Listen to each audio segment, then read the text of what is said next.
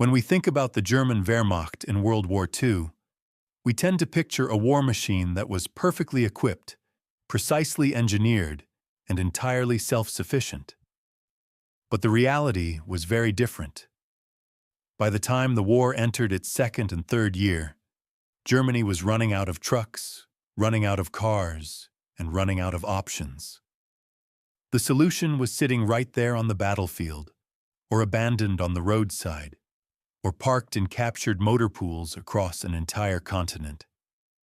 From the cobblestone streets of Paris to the frozen mud of the Eastern Front, the Wehrmacht did something that rarely gets talked about. It drove whatever it could find. French trucks, Italian tractors, Soviet haulers, British four-wheel drives, and even American Lend-Lease vehicles found their way into German service. Today, we cover every major foreign vehicle captured and pressed into use by the German Wehrmacht in World War II. France falls. Germany inherits a motor pool. We begin in the summer of 1940 with the single largest haul of foreign vehicles in the entire war. When France fell in June of that year, Germany did not just conquer a country. It inherited one of the most extensive road transport fleets in Europe. Thousands of trucks, cars, and tracked carriers were absorbed almost overnight, and they would serve German logistics for years to come. The first vehicle on our list is the Renault AHN, a medium-sized French truck with a distinctive cab-forward design that looked genuinely modern for its time. It was captured in large numbers and used heavily by German occupation forces across France and beyond. Moving right along, the next one is the Renault AGC, a slightly larger variant of the same family. It helped ease the chronic shortage of German-produced vehicles and served the occupation forces reliably across the Western theater. Now, stepping away from the trucks for a moment, we come to the Peugeot 202, a small and compact French staff car. It found its way into German service for liaison and courier duties, and its streamlined, aerodynamic shape made it easy to recognize in any motor pool. Getting back to the trucks, the next one is the Citroën U23, one of the true workhorses of the captured French fleet. It was simple, durable, and easy to maintain, which made it a favorite among German mechanics who were already dealing with far too many vehicle types. Moving on, we have the Citroën Type 45, a heavy hauler taken from both French military stocks and the civilian market. It was used for everything from moving ammunition to general logistics, and many of these vehicles continued in service well into the middle years of the war. The next vehicle on the list is the Lafley S15, a smaller French scout car with a unique wheel layout that gave it surprising capability on very rough terrain. German units valued its agility, and it served in a number of reconnaissance and liaison roles. Now, the next one is particularly interesting because it is tracked rather than wheeled. The Renault UE Chenillette was a tiny French tracked carrier that had been designed before the war for light supply work. Germans captured it in huge numbers and were quick to see its potential.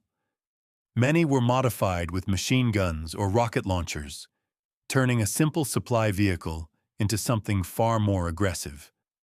The next vehicle takes us into half-track territory. The Unic P107 was a French half-track designed for towing artillery, and it worked remarkably well alongside German designs already in service. It was reliable, proven in field conditions, and required no convincing to put straight back to work. Moving on from there, we come to the Sommois MCG, a heavy French half-track built specifically for towing large guns. It was a powerful machine, particularly effective in soft ground where wheeled vehicles would struggle, and German gun crews appreciated what it could do. Last in the French section is the Lorraine 37L, a tracked supply vehicle that, became one of the most repurposed vehicles of the entire war. Its chassis was eventually used as the base for multiple self-propelled gun conversions, giving it a second life that its original designers had never imagined. Italy, the desert, and the Mediterranean burden. As the war expanded into North Africa and the Mediterranean, Germany found itself increasingly propping up Italian operations, and eventually, after the armistice of 1943, occupying Italy itself. Through both phases, Italian vehicles entered Wehrmacht service in significant quantities.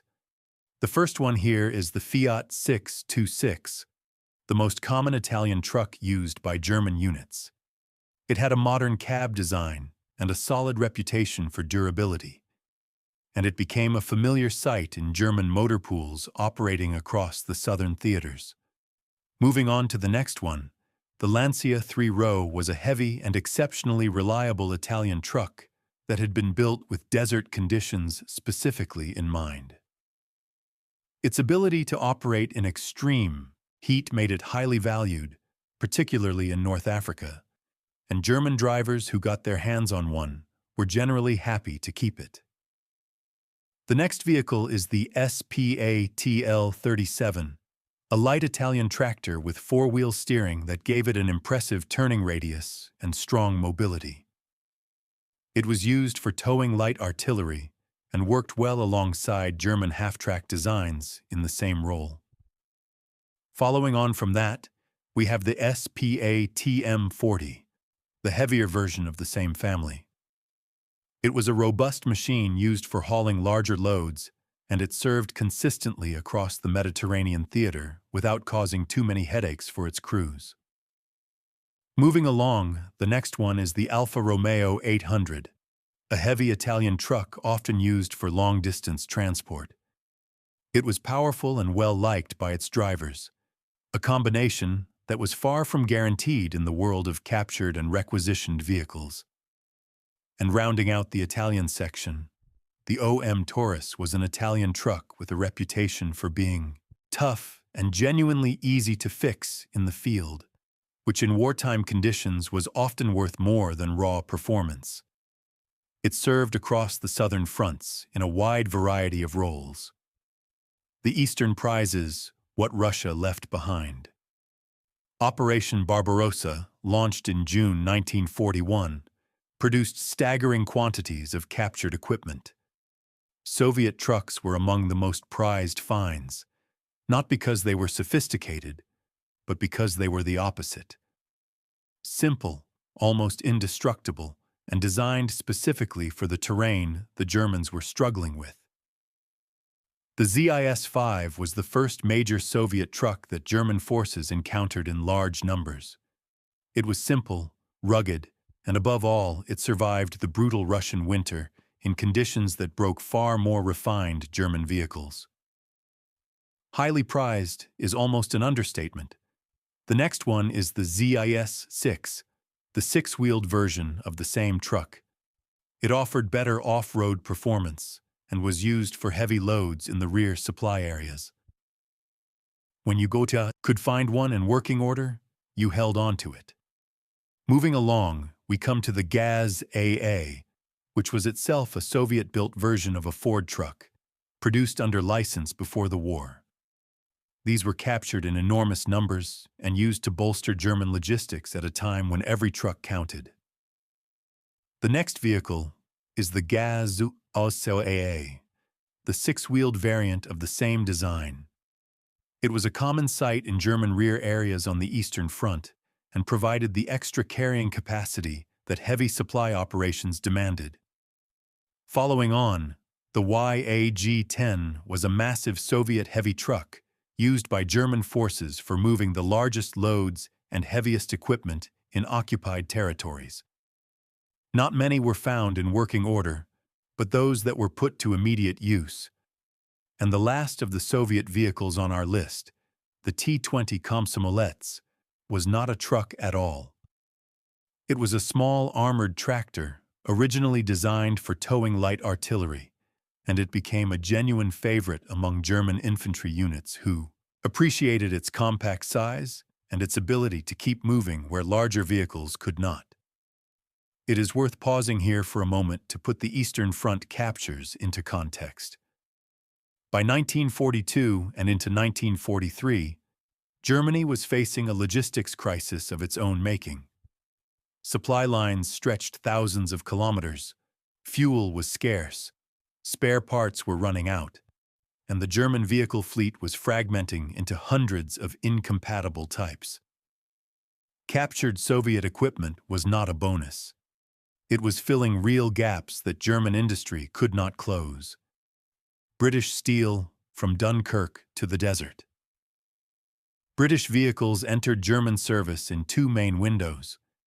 The first was the fall of France in 1940, where quantities of British equipment were left behind during the evacuation at Dunkirk. The second was the back-and-forth campaign in North Africa between 1941 and 1943, where vehicles changed hands repeatedly as the front lines shifted across hundreds of miles of desert. The Bedford OY was one of the first British trucks the Germans encountered in any number, left behind in France and later captured again in Africa. It was a solid performer, and German units used it until spare parts ran out, which was often the limiting factor with captured British equipment. Moving straight on, the Bedford QL was even more valued. It was an iconic four-wheel drive truck that handled unpaved roads and desert tracks with equal confidence. German units went out of their way to keep these in service. The next one, the Austin K2, served primarily as an ambulance in British service, and Germans often kept it in that role. Its sturdy construction made it reliable for the difficult job of carrying wounded across rough ground. Following that, the Morris CS8 was a light general-purpose truck that became a common sight in captured motor pools after 1940. Nothing exotic, just a dependable workhorse that could be put to work immediately. Moving on to something far more impressive, the AEC Matador was a powerful British artillery tractor with excellent off-road capability, and it was genuinely prized by German gun crews who had to deal with heavy weapons in difficult terrain. Capturing one was considered a real find. Now we come to the Commonwealth vehicles, and the first is the Chevrolet CMP, a Canadian-built truck with a very distinctive cab design that made it immediately recognizable. It was captured primarily in North Africa by the Afrika Korps and put straight into service. The next one, the Ford CMP, was the Ford version of the same Canadian military pattern design. Rugged, powerful, and immediately useful, it was a valuable addition to any German unit fortunate enough to capture a working example. The American Ghost. Lend-Lease comes full circle. The final vehicle on our list brings the story to its most ironic conclusion. Through the Lend-Lease program, the United States supplied the Soviet Union with enormous quantities of military equipment, including over 400,000 trucks before the end of the war. When German forces captured Soviet units during their advances, they sometimes found not Soviet vehicles, but American ones. The Studebaker US6 was the most prized of all the Lend-Lease trucks, and German forces who got their hands on one knew exactly what they had. It was far better built than most Soviet designs, mechanically reliable, and capable of carrying heavy loads across the punishing terrain of the Eastern Front. German soldiers who drove captured US6 trucks reportedly had a great deal of difficulty giving them up.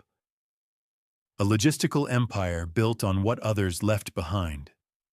When you add it all up, the scale of German reliance on foreign vehicles is remarkable. French trucks kept the occupation forces moving for years. Italian machines served the Mediterranean campaigns.